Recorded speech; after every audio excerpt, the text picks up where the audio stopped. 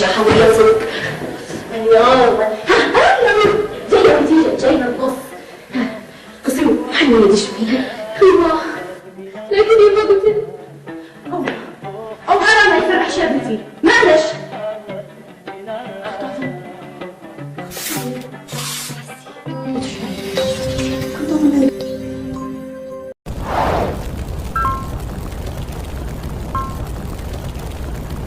يوسمني؟ أيوة، رصاصة واحدة بس، رصاصتي الذي ما تخيبش يا كناف. يا ملوك ملوك يا ملوك. ايها يما ايها يما اعطيني اكلة يا بنتي.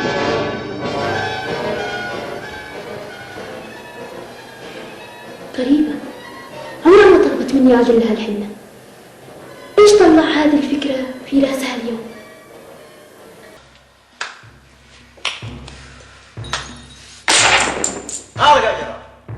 مالي ايش تيجي تفكر معي؟ قل لي مش تشغل نفسك بالدومنة. قل لي مالك وانا افكر معك. هو انت مش داري مالي؟ سمعان اين لاقيه؟ اين سار؟ غريبة، مش انت الذي ارسلت الله عند تو؟ مش انت الذي قلت انه معي يسلم المشوار؟ المشكلة ان تو ما يجتينيش اجي لعنده، بيخاف من الشرطة والمراقبة. مالك الا الانتظار يا جراح حتى يظهر سمعان من نفسه. انتظر؟ اين انتظر؟ اي خرجوا القطعة الرابعة وهو بيقول لك انتظر انتظر.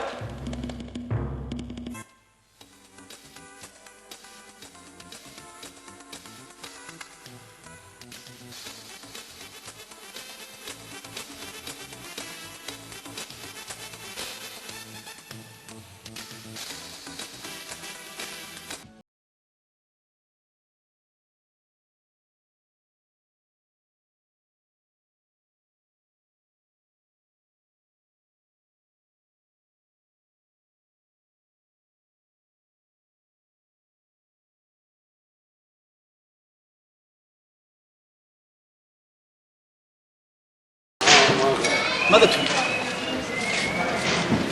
ايش تسمعني؟ ضروري. اين سار سمعان يا توم؟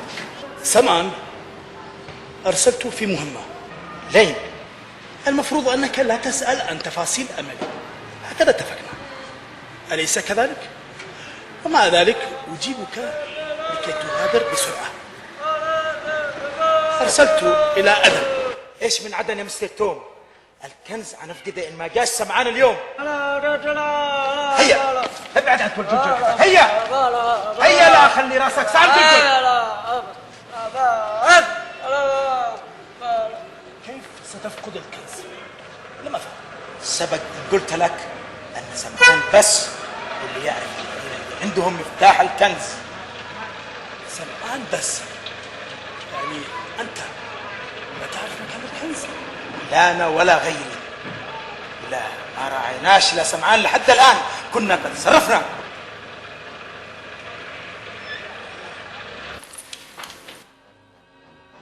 I have sent the characteristic of the two pieces to all of our friends by the internet.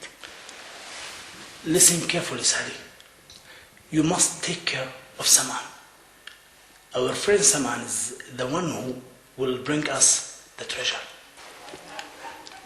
Did you phone Peter Franklin in Aden? Yes, all the news is good. He said that Saman came on time exactly. And all the tennis bat about which we agreed to be the sign to recognize each other. He handed me the bag without opening it. The sign which we put off the tag. I think that someone didn't know that the bag contained only old clothes. Someone succeeded his Sally. We have to depend on him completely. Bravo, Saman, bravo. When he will come back to Sana? Peter didn't ask him. I'm sure that Saman will not be late. Today is the time of the treasure. So, he will not be late. Be confident. Now it's your turn, Sally. Your turn. I thought at this time too much.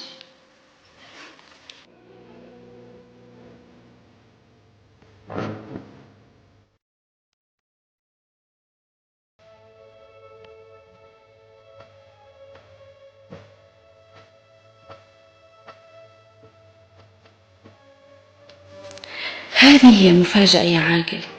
كناف هيجي القرية رغما عني وعن ابني وعمه، رغما عن آلامنا وقهرنا. هذه هي المفاجأة يا قاسم ويا عاقل ويا قرية، كلكم هتشوفوا المفاجأة الذي حضرتها لكم عظيم.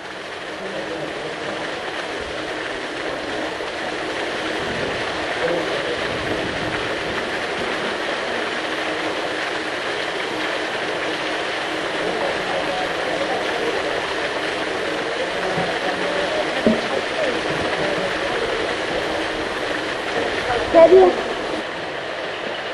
كيف حالك؟ الحمد لله. سميتي والمكان ولا عاد انت؟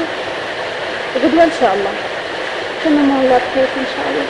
من قلبي الشاملير، لو قلت ليش من قلبي اتصدقيني؟ عنديش حق لو ما صدقتيش. انا وانتي فتحنا عيوننا على جروح غايبة. مرت سنين طويلة وهي جالسة تنزف ريح وألم. صارت أول ما تحارب النسيان اللي وحده الله أمامنا. ليش ما ننساش الألم يا صاحبي؟ ليش؟ لأنه ألم ما نقدر ننساه، إذا نسيناه مش ممكن ننسى الذي آلمنا. أمس تفكرت حاجات قديمة ظنيت إني نسيتها، حاجات حلوة الحمد لله إننا ما نسيناهاش كمان. تذكرت لما كنت صغيرة في أول ابتدائي، وكان أخوش عبد العلي ياخذني ويوصلني ويردني من المدرسة كل يوم لأني كنت أخاف من المدرسة. وكان أبوش ما يجعلش لعبد العلي إنه يعمل حسابي ودي والكل. كان يجعلني في جيبها الأيمن ويجعل لعبد العلي في جيبها الأيسر، وكان يقولوا إنه لو ما نكبر عاد أكون زوجة لعبد العلي. كان بي يضحك وعميق الناس كمان. كنت أجري البيت نفازية وكنت أبكر أشوف عبد العلي على الأقل أسبوع. كنت أخزأ خليها على الله، خليها على الله يا كابير. لو كان حصل هذا اكسر زواجي مع عبد العلي وش القتل والمقتالة. مش كنا ما ممكن الآن اخوات حبايب، مش كنت عاد تفعلش ومنكتش انتي وعطيك. ما نفعل يا مني، مش بيدنا نعيد الأيام ولا نقدر نجمع ما انكتب على الأرض. إذا كان القتل جريمة وغلطة حرمها الله كل الأديان، فلأنها جريمة وغلطة تجر ل1000 جريمة ل1000 غلطة. أنت سألتني السؤال الكبير، تبين من قلبي شيء مني، صدقيني من قلبي.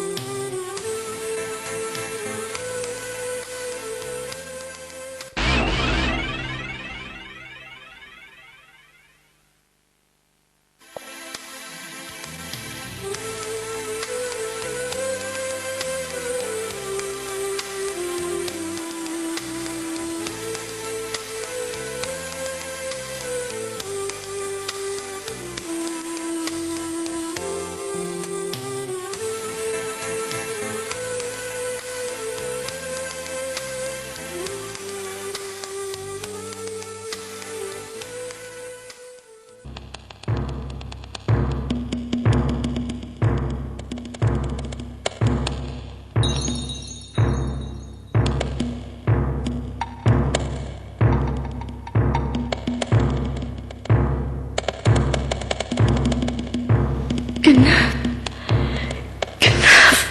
نفس الطول ونفس،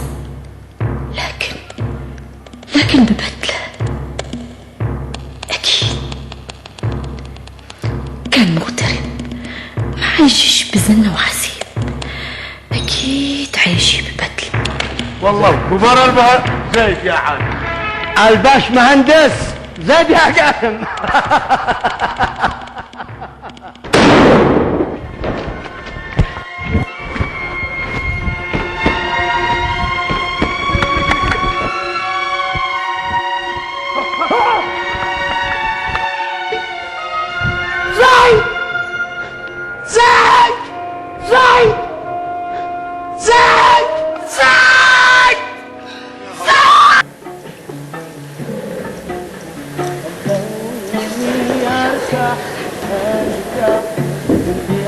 الفرحة اليوم فرحش يا حوية صدق. اليوم جاي يا بنتي جاي من القص. قصي حني يدي شوي. ايوه لكن يا قلت او هذا ما يفرحش يا بنتي، معلش.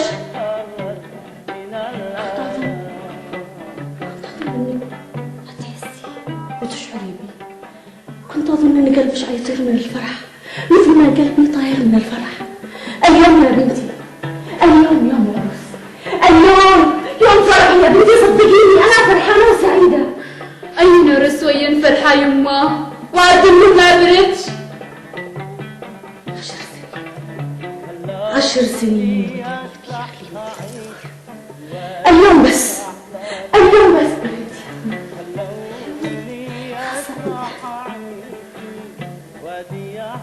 لو شفتي صورتها هي نفس الصورة، زيك الصورة. أنا مثلنا حبينا كان يلعب معي ما عبد العلي كل سنة معي. اسمعيني يا بنتي، هيا نخرج الآن قبل ما يبرد الأهلي ونصير القبر أروش مني كرم رصاص. أنا بدي حاسة الأهلي. هيا يا بنتي اسمعيني ما أقوليش. اليوم دخلت الفرحة بيتنا، بعد اليوم ما فيش حزن داخل بيتنا. قتلت بيديها، قتلت بيدي. هيا يا بنتي، انت يما انت اللي معايا. معلش اي جني دفعش لي تسرقي مني فرحتي يا منى، معلش. انتي تعرفي 10 سنين قاعدة، 10 سنين يا بنتي، 10 سنين صبر. تعرفي كم ساعة، كم أسبوع، كم يوم، كم دقيقة، كم ثانية. زيدي من يوم. اشتي صحي بركة. انتي يا شباب كلهم. ايوه قتلوه 20 مرة. كنت اتمنى سرق كنان وهو غارق بدمه يا قهري. بس يا بنتي كنت اتمنى بسرعة وهو يموت بين عيني. ما صرتش. أي كناف يما، أي كناف. لو كنت شفتيه ما كنتش هتشوفي كناف، لأنه ما كانش أصلا كناف. انت ما كنتش كناف يما. اسمعي يا ماما، إذا انت تشتغلي تقتلي فرحتي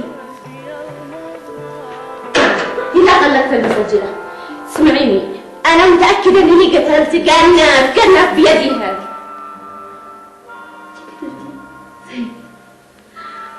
زي ما خافتش خديجة، زي اللي كان يزورنا العيال وهي صغيرة يما.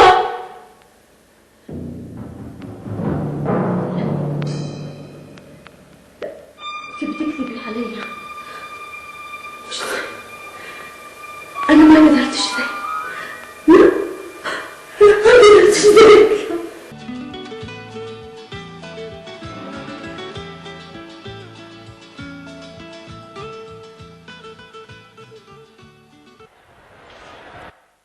كأنك ترى سنة لأول مرة؟ سالي كم شو انت هنا؟ جيت الآن. كنت تنظر أمامك بعمق. أجبني يا رجال الذي يشوف كل شيء بعمق. الصدق كنت بين أفكر بالذي بيحصل لي هذه الأيام. خرجتي من قريتي الجراح، أنت يتوم، سفرتي إلى عدن. بنشعر أن الدنيا بتجري جري، بتجري ولا ناداري. خايف لا أكون مش قادر أجري معاها. يا خاجة قرارتك بيد الإنسان نفسه، ما تتخافش. يتكال حياتك أنت تعمل بنفسك، تجري، تمشي شوية شوية، توقف، تنام حتى. المهم كيف تأخذ القرار ومتى تأخذه. أقصد الوقت المناسب. أنت لا سمعت شيء اسمه الفرصة؟ سمعت. الفرصة حقيقية تجي مرة واحدة بس، ما تتكررش. إن لم تأخذها أعرف إنك ستقضي حياتك نائما حتى تموت. ستكون حياتك كريهة من النوم إلى الموت. وكيف استغل الفرصة؟ أول كيف أعرفها؟ قلت لك أنا أحب الرجال الذي يفكر بعمق. ربما تكون فرصة جنبك أمامك وأنت لا تشعر بها. كيف كانت سفرك لعدن؟ كنت بين أفكر في شيء سالي، اشتقت لش. أريد أقول لك رجال جراح يبحثون عنك. ضيعوا طريق الاثنين رجال اللي يبحثوا عنك. فكروا إنك تعرف مكان الكنز. عندش تلفون جراح علشان أتصل به؟ يبدو إنك ما تفكرش جيد بكلامي. قلت لك الفرصة يجي مرة واحدة بس. بصراحة أنا أفكر فيك بصراحة أكتر. أنت تجيبني وأشوف إنك خسارة اشتغل مع جراح. اشتغل لحسابك أنت بدل أن يكون هناك سيد عليك. كن سيد نفسك. هذا نحن سنعمل، وكل الذي عنده بيت سيارة الفلوس مننا نحن، ونقدر تعمل معك الذي تعملنا معه. المهم تفكر أنت بس بشكل صحيح وجيد. باي.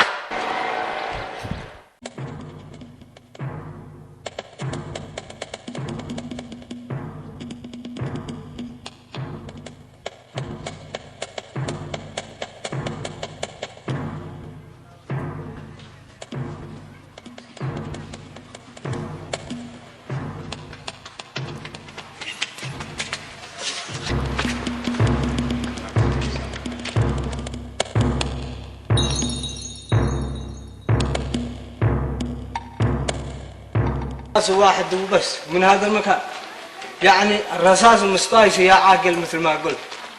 القاتل قناص حريق، وقتل البش مهندس بإصرار وترصد. السلام عليكم. وعليكم السلام. عرفت القاتل يا عادل؟ عرفته يا حضرة الضابط؟ صحيح زيد، الله يرحمه ابن كريمتي، لكني أنا ما أعرفش أكثر منك.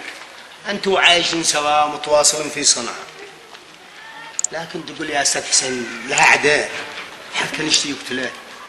أي أعداء يا عادل؟ زيد كان مثل النسمة الذي ما يأتي منها إلا الأريج الطيب، وما أظنش إن في واحد في الدنيا يزعل منا أو يحنق عليه. وأنا أعرف زيد أكثر من أي واحد منكم، وأنت عارف هذا يا عادل. صحيح. زيد كان ماشي في الطريق الصح، وما فيش بينه هو أي واحد أي خلاف. يعني زيد كان من أنبل الناس وأطيبهم. أقول هذا الكلام وأنا مسؤول عن كلامي. زيد ما كان مش بينه هو أي واحد أي عدل، يا جماعة الخير، نشتي القاتل من أجل أخذ عقابه، وهذا المطلوب. يا جماعة هذه اختصاص الجهات الأمنية، اتركوا جهة الاختصاص تتخذ إجراءاتها، وطالما هو الضابط معنا هو عارف عمله أكيد. أول حاجة نفتش بيوت القرية بيت بيت، ثم نخرج السلاح الذي يستخدمه اليوم. طيب يا حضرة الضابط، قل لي ايش المعلومات اللي جمعتوها حول الموضوع؟ المجني عليه قتل برصاص واحد اطلقت من هذا المكان. من المكان هذا؟ ظرف الرصاصة يدل على انها اطلقت من آلي، والبش مهندس ما قتلش بالخطأ، هو المستهدف بالقتل، لأن ما كان جنبه أحد وقت وقوع الجريمة. المشكلة اللي صدقتش يما، صدقتش لما قلت لي انه كان بيشتري لك وانه ما يدلش على جنة.